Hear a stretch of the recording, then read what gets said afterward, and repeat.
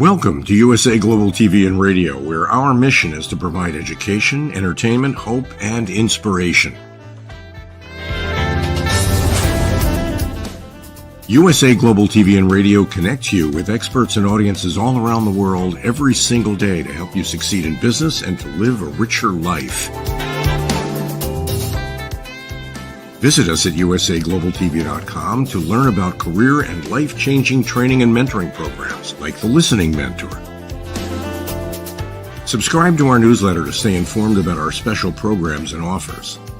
Discover how you can become a guest on one of our shows or a host or producer of a USA Global TV and Radio show of your very own. That's USA Global TV and Radio, where the doctor is always in.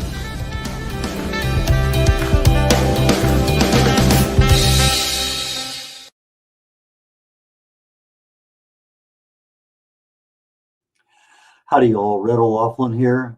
We're on the Wise Ones on the USA Global TV and Radio Network. When I'm not on here hosting shows, I'm a researcher. I research the human body at the cellular level, chemically speaking. I look for cause and effect relationships. Treat a symptom, you'll always be treating symptoms. But if you treat the cause, you might be able to actually fix the problem. And by treating symptoms, the cause continues to grow. I've been a writer forever, it seems like. I've authored a number of different books. I also help get authors' books published. I've done about 40 or 50 of the other people's. In fact, I have a couple of them coming out here very, very shortly with two new authors I've never worked with before. But sometimes I end up on 3 shows a week on the USA Global TV and Radio Network, and it gives me a chance to chat with just absolutely wonderful people. We had a great show here recently, just before this, with an author. Now I'm coming up with a business expert. And so please, Andrea Stenberg, join me up here on stage on The Wise Ones. Hi, Red. Thanks for inviting me. Andrea is from Canada, and we are talking backstage, and she's talking about the fastest, easiest way to get to be able to stand out in your industry is video, but it has to be strategic. And I said, okay, that sounds like a really interesting way to start the program, because I think most of us understand, yeah, we want to be experts. Most of us probably are in some regards. We understand video to a degree. Most of us, I don't think, really understand marketing well. At least that's my perception. And but when you said you got to be strategic, okay, now you really totally blacked my mind out, because I don't know what you mean. So why don't we start out with that, and then we'll kind of go back into Andrea's background. But let's talk about, how does video marketing make you the fastest, easiest way to stand out, but it has to be strategic? Well, there's a few pieces to that puzzle. A lot of people that I work with come to me and like, their marketing is over here. So their web page, their social media, their email marketing, and they're doing video, but they almost don't look like they're coming from the same business. And what you really need to do is make all your marketing work together like this. So that's one aspect of being strategic with your video marketing. The other aspect is understanding that your audience are not all in the same place. Some people are just discovering you for the first time. Some people know who you are, but they're not entirely sure what you do. Maybe other people know what you do, but they're not quite sure that you're the person to help them. And then you've got the people that are really ready, like they're ready to make a decision to buy. And I think a lot of people really think of the top of the funnel with video marketing, like, I'm going to go viral, I'm going to get discovered, but they forget about all these other pieces and other parts of the client journey where people might be watching their videos. And really, those are the videos that are going to make you the money, and build, show off your expertise and let people raise their hand and say, yes, I want to work with you. And if you're strategic and make sure you have all the different stages of the client journey represented in your video marketing, then you're going to have some real powerful success with your videos. Okay, so you're telling me that as a business owner, I need to control all the aspects of my business, which is varied, but particularly so in the video marketing end of things, because it's so easy to get holes in my program where I'm not integrating everything together so that the occasional looker, the first timer, the person who comes back, what you got new now, uh, sees that continuity, that credibility, the relationship you have with the customer. And I think that's important because I know when I go back to people's websites, oh, he's got a new website. Okay. And those things kind of capture you a little bit.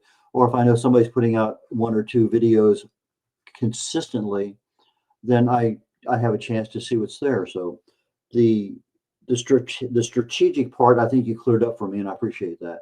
But as you're working with people, is it 90% of the people don't have a good strategic marketing program, or is it half, or is it 10%? What has been your experience? My experience, most of the people that are coming to me have some of their marketing in place, but a lot of people have some gaps. And I think particularly for people who have been DIYing it, they're doing it themselves because you can't be objective about yourself. You need an outside eye to kind of look at what you're doing.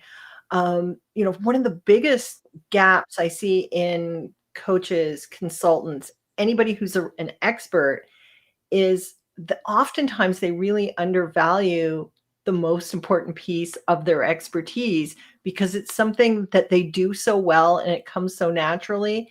They kind of assume that everybody knows what they know. And really, that's often the piece that everybody else is going, oh, I didn't know that. Oh my goodness, you're so smart. You're such a genius. And so sometimes having some outside perspective and figuring out like what are the pieces that your audience really doesn't understand or really values from you, and being able to highlight that and talk about that in a way that really shows your expertise and makes your audience think, wow, this person knows everything. They know me, they're speaking to me. And that to me, I think, is the biggest piece. And it's the hardest piece for even experienced marketers, is to get that absolutely right. Okay, so you're on stage, literally you and a camera in front of you, and you're trying to portray a calm, cool, collected person that knows a lot. And this is not something you do all the time. I'm just talking about the generic person. Yeah. And in many cases, the only camera they have might be their cell phone, which is perfectly acceptable. There's nothing wrong with that whatsoever. It's got a good quality to it. But the content, being able to just roll it off the tongue is there, but sometimes you lose people in the first 30 seconds because of the way you're talking or whatever. So let's start with the content part first, and we'll kind of move through the video. In fact, let me back you up a little bit before that. Let's just talk about the cell phone. Is there, if you're going to be doing video marketing, that's a good way to start or not? What's your thought? Yeah, I think a lot of people get hung up on the technology, and really you need to step back and remember all your marketing, but especially your video marketing, you're speaking to one person. I mean, you're speaking to lots of one persons, but you're trying to talk to one person. And so the technology is not the biggest piece. A smartphone is a really, really good camera these days. If you've bought a smartphone in the last 5 years, it's an excellent camera. People are making professional music videos and short films using smartphones. So that's absolutely good enough. And for people who are just starting out, you're not going to have a massive audience right away. So you can build the technology as you need it. If you're going to invest in one piece of technology that you don't already own, I highly recommend a microphone, because there's lots of data that shows if your video is less than optimal, like, maybe it's a little blurry, the lighting isn't great, maybe you're holding it in your hand and it's moving, people are forgiving of that.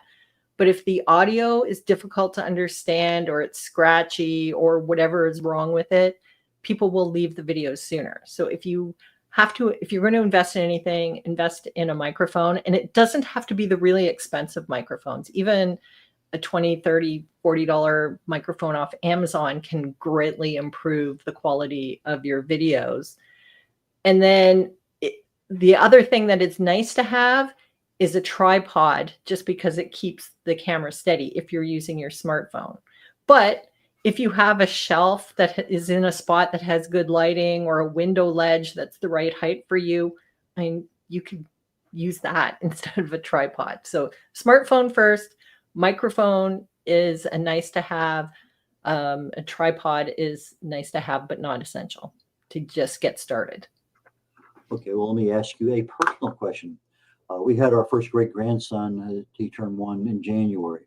So one of the projects I have is to create a private YouTube channel for my family, where my wife and I can sit there and do 10, 12-minute videos talking about various aspects of our life. That's primarily for the great-grandson, but it's also available to my brothers and sisters and cousins and nephews and whatever. Is 10 to 12 minutes a realistic time? Because I'm looking at doing this on Zoom, where I'd be able to have that download to my desktop, not to my cell phone, where I have to transfer it to something else. I'm not looking at doing any video editing. I'll talk about that later, maybe. But from my own personal perspective, I think a 10-minute video is probably enough that people can watch in 1 or 2 or 3, and okay, let's go to something else. Is that a realistic time frame for what I want to do for that particular job? Yeah, I think 10 to 15 minutes is a nice video length, and not just for what you're doing, but even for marketing videos. There's the quote that I've heard attributed to a bunch of different people. One of them being Mark Twain is, I apologize, my letter is so long, I didn't have time to make it shorter. And so making really, really short videos that provide value, it's hard to make them really short, but 10 to 15 minutes is, kind of a nice length of time. You can have a nice introduction, you can have a nice close, and you can talk reasonably at length about 2 or 3 points in that period of time without being so long-winded that people fall asleep.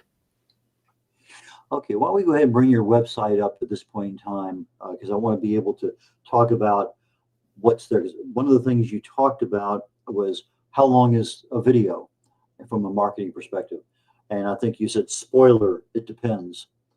Yes. Yeah, okay, fine. I didn't have to watch that one. I already know the answer.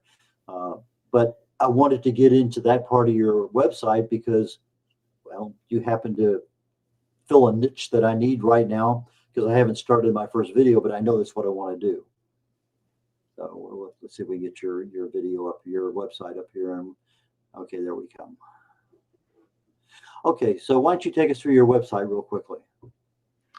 Well, yeah, so this is the homepage of my website, and yeah, it's to stop being the best kept secret in your industry, because I think I see a lot of people who are real experts, and they've just nobody knows who they are. And so, yeah, and here I've got some testimonials from people that I've worked with, people that I've groups that I've spoken at, and so yeah, some of my past clients, a little introduction of me. These are some of the podcasts and events that I've spoken at, and some of the places where people can find out more about me and how to work with me as well. Okay, you have a blog, you have speaking, you have a number of things Yeah. on there that I found to be, oh, that's interesting, that's neat. Yeah, I've been blogging, I think about 2010 is when I started blogging. So it's been kind of a long-term project for me. It's a way for me to share some of my expertise with people and have them get a chance to get more advice about marketing. Since I was blogging since 2010, there's a lot there besides video marketing, but it's really been since about 2019 that I've really focusing on video marketing, because I understand how important it is and how difficult it is for business owners. How do you overcome your fear of video marketing yourself? Well, for me, there was 2 things. One is when I was about 2018, I had decided I really needed to double down on video. And that was my number one goal that year, was to make more videos. And in 2018, I did 3 videos all year for the same reason nobody else wants to do video. Is I was intimidated by the technology. I hated how I looked on camera. And of course, the biggest one is I didn't know what I was supposed to be saying on camera. And then in 2019, I signed up for a challenge, which was to go live every day for 30 days. And I managed 28 out of 30. So I got over my fear, including I did one. I was visiting my sister, and the only place in the house that was quiet enough was her bathroom. And so I recorded a live video in the bathroom. I sounded like I was at the bottom of the toilet. It was terrible. And so at the end of that, I'm thinking, well, if I can do that, I can do anything. But then the challenge was, how do I use it for marketing? Like, I knew which buttons to push and I learned how to talk to the camera, but how do I get strategic? And that was the real challenge. And I spent a lot of time sort of digging into what other people were doing. I was really un-Canadian. I started like if somebody was doing something interesting, I would contact them and say, can we talk? Can you tell me what you're doing and what's working and what's not? And, I was really brazen and pushy. And I spent a whole year just really researching and testing, trial and error, to figure out the strategy for growing your business with video. Okay, so you start with you start with the equipment, then the content, and even as a speaker, you're putting out content. But there are a lot of things in speaking. So many different, almost impossible to describe. You get the opening, you get the words you choose, and the cadence, and the pauses, and the eye contact. And when you start trying to do it on Zoom, it's not the same thing as you're doing it live. Lots of different dynamics enter in that. But one of the dynamics that works regardless of whether you are at one-on-one, one-on-many live, or doing a program like we're doing right now, is telling a story. And if you can incorporate a story along with the content that amplifies your content, because somebody took and did something, and you can, well, now Sally did this, and so you end up taking not only the content, but you show how the content adds value to people's lives or businesses or whatever. So how do you get people transitioning into creating the content, but also including stories that don't go overboard? Yeah, stories is so essential, because as human beings, we're hardwired to want stories. We listen to stories. I remember as a child, my dad made up stories about my sister, about 2 fictional girls that we knew were really my sister and I, who had adventures that we all wanted to have. So people love stories. And honestly, if you tell good stories and then relate them to what your clients are trying to achieve, they're going to remember that much better than if you go and give somebody a step-by-step tutorial in your videos, because they're not going to remember that, but they will remember the stories, particularly if they're funny, or they're emotional, or they're inspirational. People will remember stories. And so, the most obvious for business people is, do you have a case study? Do you have a client and you can tell the journey of where they were, what struggles they had, what they tried that didn't work, and then they came to you and what you did to help them, and now hear how amazing their life or their business is? Those are the most obvious ones, but they don't even have to be like that. So say you're a brand new business owner, you don't even have a client yet. Can you take some stories in your personal life and relate them to business? I have on my blog, there was a story I did when my son was about 8. He and his friend had a lemonade stand, and they made a fair bit of money, considering there's not a lot of foot traffic on our street. And then they decided they wanted to do another lemonade stand. And I said, well, why don't you use Kool-Aid? Because it's cheaper than lemonade, because I was the one buying the lemonade. And my son looked at me and he said, well, we can't sell Kool-Aid because adults won't buy Kool-Aid, and they're the ones that give us good tips. And I used that as a story of, like, do you know who your ideal client is? And so it was a story about my son and his friend. And, everybody remembers, done a lemonade stand at some point when they were kids, but this really strategic thinking about an ideal client. So it's about, trying to figure out what are things in your personal life that you can use.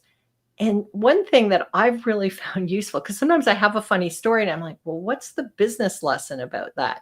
So one of the things I've started doing is I'll take the story that I've created that I want to tell and then go into AI and say, all right, I'm telling a story about this. I'd like to relate it to this business thing that I'm talking about. Can you come up with a segue for me? And I'm finding AI is really valuable for that, but it doesn't sound like AI because it started with my personal story. And so those are the kinds of things to when I'm working with clients, is helping them figure out what are the stories they can tell to highlight the points they're trying to make in their marketing.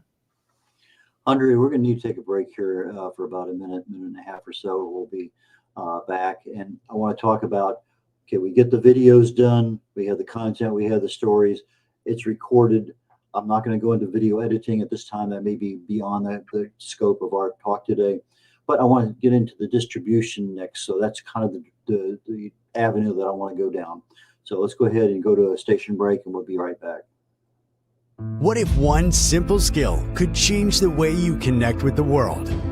What if listening could open doors to deeper relationships, stronger businesses, and a better you? Dr. Jacqueline Kerbeck, the Listening Mentor, brings you USA Global TV and Radio, a space where voices are heard, ideas are shared, and global communities thrive. Through the elevated listeners' courses and books, you'll master the power of listening, set boundaries with confidence, and transform conversations into opportunities. Join us. Listen, learn, elevate. Whether you're a leader, a coach, a business owner, or someone seeking stronger connections, your journey starts today. Subscribe, learn, and transform today.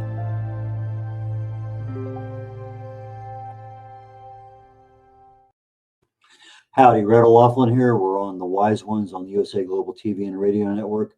And our guest today is Andrea Stenberg. She's a video marketing expert. And we are talking about getting that marketing video done for your business, for your credibility, for your future growth. And we talked a little bit about the equipment. We talked a little bit about the content and the development of what really works well. Sometimes I need to go to YouTube to find out, how do I make this happen? I don't need stories then. I need, you do this and you do this and you do this. And I put it on pause. I go do that. I come back. So that sometimes I don't need a story, don't want a story, but those are unique situations and not the standard, but it's unique for that particular industry. But how do I get my videos, my marketing videos about me, my business, what I offer to the world, the distribution? So why don't we go down that road for a little bit? Well, a lot of the clients I work with are, one of the main ways they're marketing their business is on social media. And so obviously video is king on Facebook, LinkedIn, Instagram, all the platforms, or even Pinterest now is pushing video because they are seeing the stats that users are spending more time on video than other types of content. And for us as business owners, that's why video is so valuable, because if somebody spends 15 seconds looking at a post you made on social media, that's nice. But if somebody spends 5, 10, 15 minutes watching a video, that's a much deeper connection they've had with you. They've also had a chance to see your face, virtually look you in the eye, hear your voice, hear your excitement about your industry, your passion for helping people. So social media is a really fabulous place to start with your videos. But it isn't a matter of just posting and cross your fingers and hope somebody sees it. You need to also be strategic, even just with posting. So one of the things, we've all heard about the algorithm. Every platform has an algorithm so that you don't see everything that all your connections post on social media. They pick the ones that they think is the best content and that you're most likely to watch. So one of the ways that you can really, and I teach this when I'm working with my clients is, okay, you post a video, but you want to promote it ahead of time by maybe having some teaser content for a couple of days ahead of time that's related to what you're posting once you post it. So for example, you post on LinkedIn. If you have an email list, send an email talking about what's in your video and then driving traffic from your email list to your video to make sure people actually saw it. Plus, if you get a bunch of people from your email list go and check out the video, that's going to signal the algorithm, oh, this is really interesting content. So then they'll push it out to even more people. That's just one of the ways that you can kind of make sure more people see your content. And on LinkedIn, there's a section on your profile where you can pin featured content. So if you have some videos that you've created that are particularly good or particularly relevant to a promotion you're doing or how you work with clients, pin those to your profile, because if somebody checks out your profile on LinkedIn, they're probably interested in you for a reason. And then if there's a video right up near the top of your profile and somebody's thinking about hiring you perhaps, and then they watch the video, it's just taking them deeper into that connection with you and getting them closer to that point of saying, yes, I want to book a call, or I want to hire you, or whatever the next logical step is with potential clients. Okay, hiring you. Obviously, there's, as you mentioned, an algorithm. There's a certain search engine optimization kind of thing going on in the background. But sometimes you hire somebody and they give you a bunch of bots that really show a lot of things up. How do you know that you've actually hired the right person? I'm coming to you as the expert on video marketing, and you're giving me a strategy. How do I know that that is the best for what I have, or is going to be give me a return on my investment? It may not be the best, but I'm going to actually see something. How do I make that evaluation 2 weeks, 2 months down the road? Well, I mean, that is one of the advantages of video. So if somebody is, for example, somebody who's coming to, is Andrea the right video marketing strategist and coach for me? They can watch some of my videos, get a taste of my style, how I teach, how I share information, how I communicate. When you're at that cusp of, starting to, I really think I'm going to buy, or I think I'm going to book a call. Go and check out somebody's LinkedIn profile. Do they have recommendations? Check out their Google. Do they have people giving them good ratings? Check their website. Do they have referrals or recommendations or testimonials on the website? And and then it's a matter of, depending on what it is. If you're signing up for a $50 course, you're not going to do as much due diligence. If you're signing up for a $5,000 done for you program, you're going to spend more time digging into who they are, who they've worked with. And, I always, if it's a larger ticket item, book a call with somebody. I always, for my longer coaching programs and my longer courses, book a free call with somebody so we can have a conversation and decide whether we're a good fit, whether I can help them with where they are today. And, it doesn't matter whether it's me or any consultant or coach. It's worth having a conversation with them and asking some questions and getting a feel for, is this person going to be able to help me? And certainly I've had people who, when we get on a call, get on Zoom, say to me, I've watched 4 or 5 of your videos, and I can see myself working with you. I can see that your style matches the way how I work. I feel comfortable. And that's one of the powers for entrepreneurs using video, is it's a low risk way for people to get to know you. Because if you've posted on LinkedIn or on Facebook or on YouTube, people don't even have to give you their email address yet to watch your videos. So it's a really low risk way for people to get to know you. The social media, is there a strategy for picking the right ones? You mentioned LinkedIn, you mentioned Facebook, you mentioned YouTube, three different audiences as I understand it. What do you tell people as you understand their business and their clients? Well, there's several different pieces to choosing where do you post. And the first thing is if somebody has not been doing any social media, I always say like pick one to start because you'll be overwhelmed if you try to do everything. The second thing is if you're going to be using social media, if there's a platform that you absolutely hate, like even for personal use, like if it just drives you crazy, don't try to do it for your business because you're gonna always find excuses not to post there. Um, Facebook and LinkedIn are two of the big ones. Pretty much every niche is represented on those. LinkedIn these days is a little easier for organic reach. So to get discovered by new people and for you to, reach out to people that might potentially be good clients. I'm finding more and more entrepreneurs are going back to LinkedIn. There was a period of time where LinkedIn was unnecessarily difficult to use, but it's kind of having a resurgence. So for a lot of business owners, LinkedIn is the place to be. But Facebook is still good. The organic reach is down a little bit. If you're a local business, Facebook can still be really powerful because of the connections. So it really, it's really a case of looking at who your ideal clients are, where they are, what you feel comfortable using, and going from there. YouTube is kind of a different fish because it's partially a social media network, but it's more of a search engine. And, because people do go to link, as you said, I want to learn how to do, I want to learn how to fix the tap in my bathroom. So you go to YouTube and type in how to fix the tap in my bathroom. And then you find videos that are tutorials that walk you through it.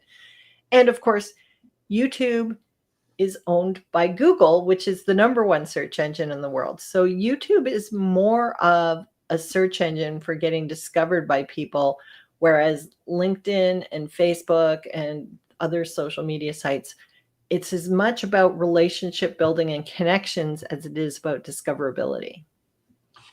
I think you hit it on the head because I noticed my preferences have changed over time. It used to be all Facebook. Then I kind of went more into LinkedIn. Nowadays, I'm finding more of what I want to see and use off of Instagram. But I also have unique followings for what I want to know, and I see that stuff pop up. Okay, and I can use some information. But when I want to know something specific, I'll go to YouTube. And that is where I probably find the most value for when I'm doing presentations. Like I'll be doing a presentation right after today. Well, part of that presentation came from just a Google search. Part of it came from Instagram. Part of it came from YouTube. So in other words, I go to a lot of different sources depending on what my end result has to be. And sometimes my YouTube is the best one out there, and sometimes it's not. It just sort of depends on the uniqueness of the question I'm asking.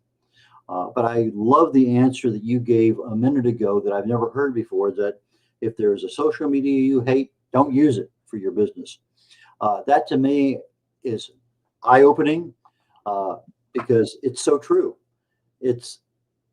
We hear about that. Like I tell people I'm helping them write a book, and you have 12 chapters.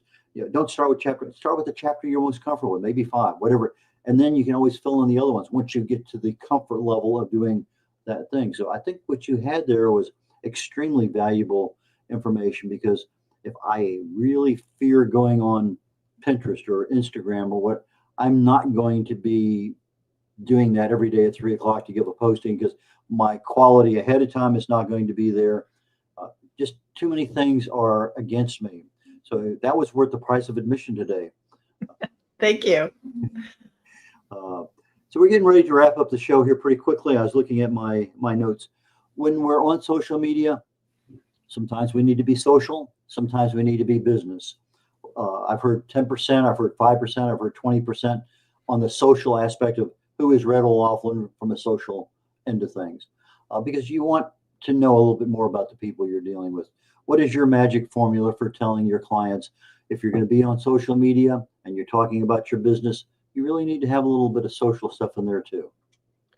Well, it does depend platform specific. So Facebook is a little more personal, even on the business pages. Same with Instagram. LinkedIn does tend to be a little more professional, but I made an interesting discovery because I've been on LinkedIn since back when the only multimedia on LinkedIn was a little tiny little profile picture, and there was no news feed on LinkedIn. And when they first created the LinkedIn news feed, old timers on LinkedIn lost their minds. They were so annoyed that it was turning into Facebook. But just last year, I took my wedding anniversary post that I always put on Facebook and Instagram, and for the first time, I posted it on LinkedIn because I normally don't post a lot of personal things on LinkedIn. And this post got 10 times the engagement of any post within 4 months of that post. And the interesting thing is most of the people who commented were not personal friends in real life. These were business associates, and a lot of them were people that I just knew from LinkedIn.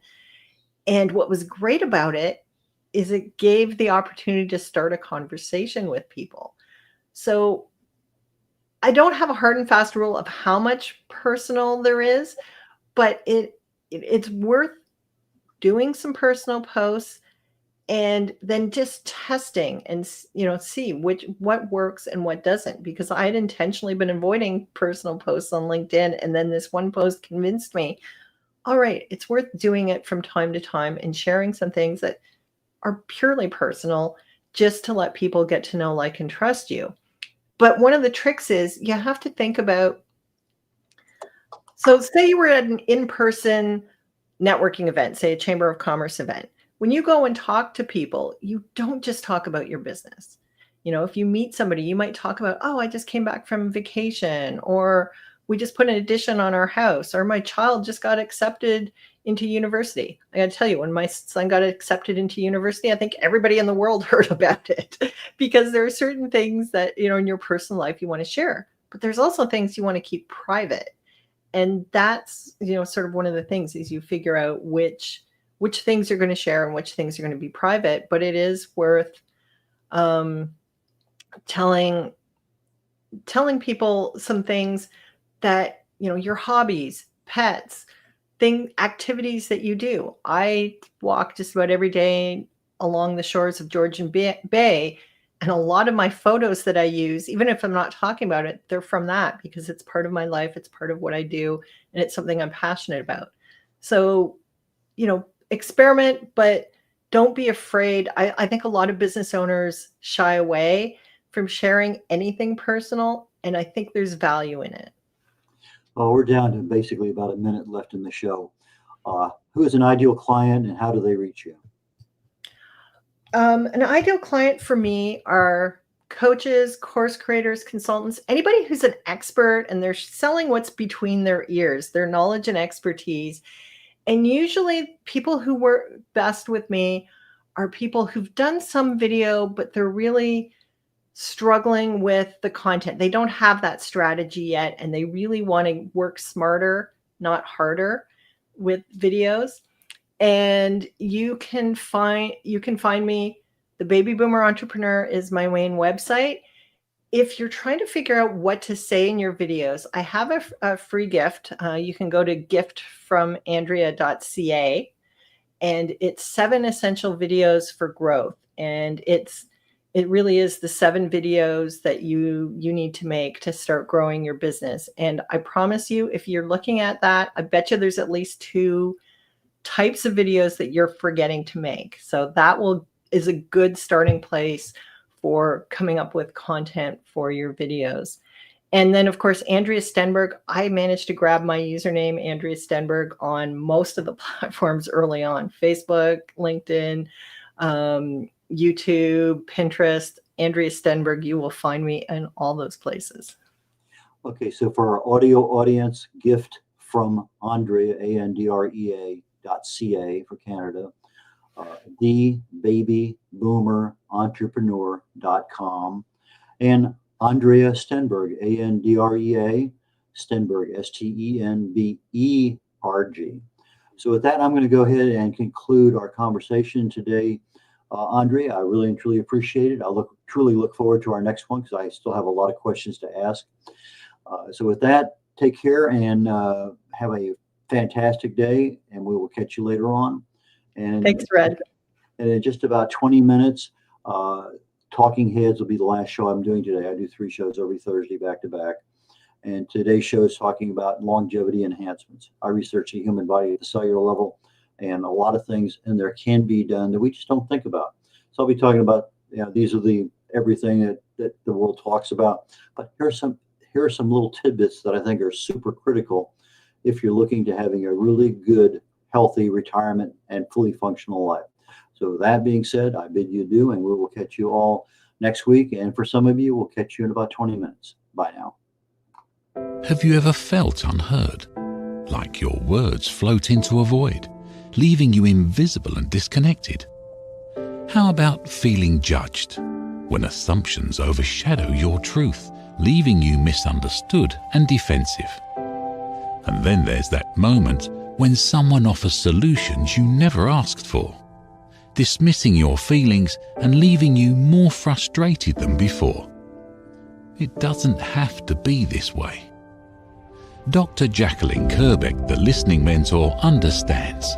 She's here to help you reclaim your voice, build stronger connections, and create meaningful conversations that inspire understanding and mutual respect. Through her groundbreaking books, online and in-person courses, and interactive workshops, you'll learn how to navigate life's most challenging interactions. Discover the power of elevated listening and transform how you communicate. Master setting boundaries and asking permission to protect your peace. Learn to recognize and release judgment, fostering empathy and true connection.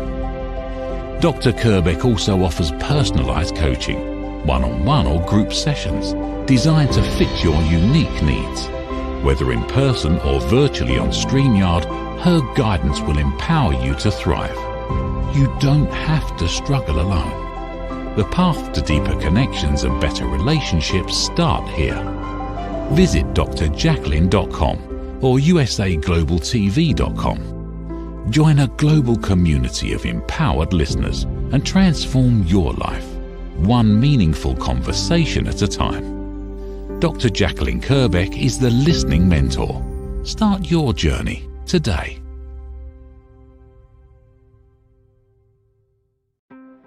USA Global TV and Radio, home of the YouTube Silver Creator Award, proudly presents Just the Thing for Your Ring, introducing the patented Ring Thing. Your premium personal ring holder to keep your ring safe, nearby, and avoid loss. The Ring Thing just got smarter. Add your logo and an NFC tag that opens to your website with one tap. Waterproof, inner padding, and now a forever business card. Just the thing for your ring. Scan the QR code seen here to learn more about Ring Thing or place your order. Follow Ring Thing on Instagram at ring_thing_ or go to our website ringthing.com.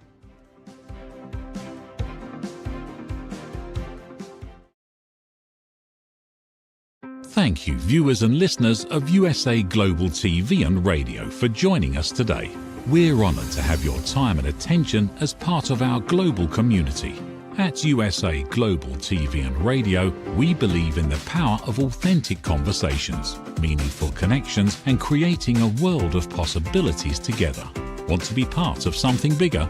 Join our team of elevated listeners at usaglobaltv.com, a space where your voice matters and your ability to listen transforms relationships.